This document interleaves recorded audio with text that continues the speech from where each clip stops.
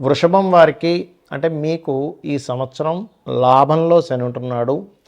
రెండవ స్థానంలో 6వ నెల వరకు గురువు ఉంటూ చతుర్థ భావంలో అంటే మన వాహన విద్యా స్థానంలో కేతు ఉంటూ మరియు వృత్తి స్థానంలో రాహు ఉంటున్నాడు. మేజర్ ప్లానెట్సే మనం తీసుకుంటాం. అయితే ఇందులో ఈ మేజర్ ప్లానెట్స్ ఇచ్చేటువంటి రిజల్ట్ ఏమిటి, మీరు చేయవలసిన మీరు తీసుకోవాల్సిన జాగ్రత్తలు ఏమిటి ఈ సంవత్సరం అనేటువంటి అంశాలు చెప్తుంది నేనైనప్పటికీ కూడా చెప్పిస్తుంది సాక్షాత్ లలిత అమ్మవారిగా భావిస్తూ, ఫస్ట్ ఆఫ్ ఆల్ మీకు లాభంలో శని ఉండడం, రెండులో గురువు ఉండడం, దశమంలో రాహువు ఉండడం మంచిదే. అయితే ఈ శని రాహువుల యొక్క ఎనర్జీతో మీకు ఎప్పుడైతే రెండులో గురువు ఉంటున్నాడో ఇది కొంచెం ఫ్యామిలీ బిజినెస్లో మనీ మ్యాటర్స్ విషయంలో డబ్బులు వస్తాయి. ఎట్ ది సేమ్ టైం కొంత కుటుంబ మనీ విషయంలో కొంత స్ట్రెస్ గొడవలు కూడా జరుగుతాయి. ఎప్పటి వరకు? మే వరకు, జూన్ వరకు. ఆల్మోస్ట్ జూన్ నుంచి ఎప్పుడైతే మీకు గురువు 3వ స్థానంలోకి వెళ్తున్నాడో అక్కడ కలిగేటువంటి ఫలితాలు ఏమిటి అని చెప్పి చూసుకున్నట్లయితే, అక్కడ మీరు అన్నదమ్ములతోని మధ్యవర్తిత్వంగా ఉండేటువంటి విషయాల్లో కాస్త జాగ్రత్తగా ఉండాలి. 4లో కేతు ఉన్నందుకు వీలైనంత మటుకు ఈ సంవత్సరం నవంబర్ వరకు మీ పేరు మీద ఎటువంటి వాహనాలు కానీ గృహాలు కానీ అసలు కొనుగోలు చేయకండి, గుర్తుపెట్టుకోండి. అలాగే ఈ 4వ స్థానంలో కేతు ఉన్నందుకు ఇంట్లో ఖచ్చితంగా గణపతి యొక్క ఆరాధన చేయండి. మీరు నిత్యము చేయవలసింది కూడా మీరు విష్ణువుని ఎక్కువగా ఆరాధిస్తూ ఉండాలి. మరియు అదేవిధంగా ఆన్లైన్లో చేసేటువంటి ఉద్యోగాలు, వర్క్ ఫ్రమ్ హోమ్ అంటూ ఉంటారు, అటువంటి ఉద్యోగాలు, లేకపోతే విదేశాల్లో కంపెనీలు ఉంటే ఇక్కడ నుంచి జాబ్ చేస్తూ ఉంటారు, నైట్ డ్యూటీస్ చేస్తుంటారు, అటువంటివి ఎక్కువగా మీకు యోగిస్తాయి. లాభస్థానంలో గురువు శని ఉండడం అనేటువంటిది ఏంటంటే గతంలో చేసినటువంటి ఇన్వెస్ట్మెంట్స్, గతంలో చేసినటువంటి కొన్ని పనుల యొక్క లాభాలు ఇప్పుడు వస్తూ ఉంటాయి. శని కర్మకారకుడు కాబట్టి. అలాగే వివాహ సంబంధించినటువంటి ప్రయత్నాలు చేసేటువంటి వారికి 2026 జూన్ నుంచి 4.5 నెలలు ఎక్కువ బలం ఉంది. అదేవిధంగా అంటే ప్రాపర్టీ విషయంలో కంపల్సరీ ఇంకా తీసుకోవాలి తప్పదు అనుకుంటే మాత్రం గణపతి ఆరాధన చేసుకొని తీసుకోండి. విద్యార్థులు కూడా వాళ్ళ యొక్క విద్యా సంబంధించిన విషయంలో కాస్త ఎక్కువ స్ట్రెస్ అవుతున్నారంటే కూడా కాస్త గణపతిని ఆరాధన చేస్తూ ఉండండి. కెరియర్ పరమైనటువంటి విషయాల్లో ఎక్కువగా సాఫ్ట్వేర్ రంగాల వారికి కొత్త కొత్త ఉద్యోగ అవకాశాలు వస్తాయి. దుర్గాదేవి యొక్క అష్టోత్తరము ఓం మాణిక్య మకుటాకార జానుద్వయ విరాజితాయ నమః అన్న నామస్మరణ చేయండి. ఫైనాన్షియల్గా ఎక్కువ ఇబ్బంది ఉందనుకునేటువంటి వారు ఓం సంపత్కరీ సమారూఢ సింధుర వ్రజసేవితాయే నమః అనే నామస్మరణ చేయండి. అన్ని విధాలు బాగుంటుంది. ఈ గోచార పరంగా 2026 సంవత్సరంలో ఎలా ఉంటుంది? అసలు 2025 డిసెంబర్ నుంచే మనకి కుజుడు ధనుసు రాశిలోకి మారుతున్నందుకు పర్టికులర్గా ఈ సంవత్సరంలో జరిగే ఫలితాలు కానివ్వండి, మరియు అదేవిధంగా అసలు జన్మజాతకం గోచారం కాకుండా జన్మజాతకంలో ఏం చూసుకోవాలనే విషయాలు కూడా నేను మీకు చెప్తాను.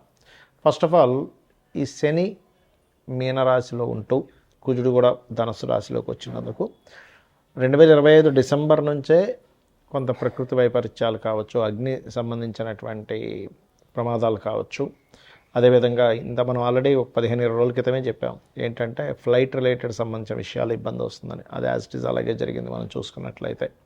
అదేవిధంగా ఇక్కడ ఏంటంటే ఒకటే కొంచెం హెచ్ఐవి లాంటివి పెరుగుతాయి కాబట్టి యువకులు కాస్త తొందరపడి అటువంటి ఇవి చేసేటప్పుడు కాస్త జాగ్రత్తగా సేఫ్టీ అది వాడాలి. అదేవిధంగా మరొక విషయం ఏంటంటే ఇక్కడ కమ్యూనికేషన్ రంగాలు అండ్ సాఫ్ట్వేర్ రిలేటెడ్ సంబంధించిన క్రాష్ అవ్వడము, లేకపోతే షేర్ మార్కెట్, క్రిప్టో కరెన్సీ లాంటివి క్రాష్ అవ్వడం, మనం సరదాగా ఏదైనా మాట్లాడినా కూడా అది కొంచెం వైరల్ అవ్వడము, ప్రతి చిన్న విషయాన్ని కొన్ని ఇప్పుడు ఇవాళ రేపు మనం చూస్తూ ఉంటాం యూట్యూబ్ కానీ ప్రెస్ కానీ అలాంటివి కొంచెం వైరల్ చేయడం అనేటువంటివి చూపిస్తున్నాయి. ఆ వైరల్ అవ్వడం వల్ల కొంతమంది దానికి అంటే కొంత మనస్తాపం చెంది వాళ్ళు కొన్నిటికి గురవడం, అంటే కొంతమంది ఇలా చేస్తారా నన్ను, బ్యాడ్ చేస్తారా నన్ను అనేటువంటి దాంతో కొంతమంది ప్రాణాలు కోల్పోవడం కూడా ఉంటుంది. సో అందుకని మీరు ఏం చేస్తారంటే నిత్యము కూడా ఏదైనా ఆలయానికి వెళ్ళడము, చండీ పారాయణం చేయించుకోవడము, ఓం దుమ్ దుర్గాయ నమః, ఓం చండికాదేవి అయి నమః అనే నామస్మరణ చేయడం చేస్తూ ఉండండి. ఇక జన్మజాతకంలో ఏం చూడాలనేటువంటి చాలామందికి తెలియదు. కేవలం ఏదో ఏలినాడు శని, కాలసర్పదోషం ఉంది, సర్పదోషం ఉంది, ఇవే చూస్తుంటారు. అలా కాదు. ఫస్ట్ ఆఫ్ ఆల్ ఏంటంటే జన్మజాతకంలో మన పర్సనల్ చార్ట్లో అసలు ఏం చూసుకోవాలి? ఎవరికైనా వాళ్ళు ఎదగలేకపోతున్నారు లైఫ్లో, ఎప్పుడు ఏదో ఒక ఆటంకం వస్తుంది అంటే వాళ్ళ పర్సనల్ చార్ట్స్లో ఇట్స్ వెరీ క్లియర్. వాళ్ళకేంటంటే ఒకటే, వాళ్ళ చార్ట్లో ఎక్కడో కేతు సంబంధం ఉంటుంది, లేదా ఏదో పాపగ్రహ సంబంధం ఉంటుంది. అదేంటో లగ్నానికి ఎక్కడ కనెక్టివిటీ వచ్చిందో తెలుసుకొని దానికి సంబంధంగా రెమెడీ చేసుకుంటూ ఉంటే ఖచ్చితంగా వాళ్ళు ఎదుగుతారు. అలాగే మరి కొంతమంది ధనపరంగా ఇబ్బంది పడుతుంటారు. ఎంతో కష్టపడుతున్నానండి, అవ్వట్లేదు, రావట్లేదు, నాకు వెళ్ళినాడు సేనా అదా ఇదా అనుకుంటారు. కాదు, మీ పర్సనల్ చార్ట్లో ధనాధిపతి అని ఉంటారు. ఆ ధనాధిపతి ఎలా ఉన్నాడు అనేటువంటి చూసుకోవాలి. ధనాధిపతి కనుక స్ట్రాంగ్గా ఉన్నట్లయితే ఖచ్చితంగా మీకు అది ఏ మార్గంలో ఉంది, ఏం చేస్తే మీకు ధనం వస్తుందనే విషయం తెలుసుకోవడం జ్యోతిష్ శాస్త్రం. అంతేగాని ధనం రావట్లేదని బాధపడడం కాదు. ధనం ఏ రూపంలో ఉంది, అది హోటల్స్ రూపంలో ఉందా, ఫైనాన్స్ తిప్పడం వల్ల ఉందా, లేకపోతే సాఫ్ట్వేరా, లేకపోతే ట్రైనింగా, బిజినెస్సా, విదేశాలకు వెళ్ళడం ద్వారానా, ఇది తెలుసుకోగలగాలి. ఇలా రకరకాలుగా ఉంటుంది. మీడియేటింగ్ చేయడం ద్వారానా, బ్రోకరేజ్ చేయడమా, ఆన్లైనా, మీడియానా అని.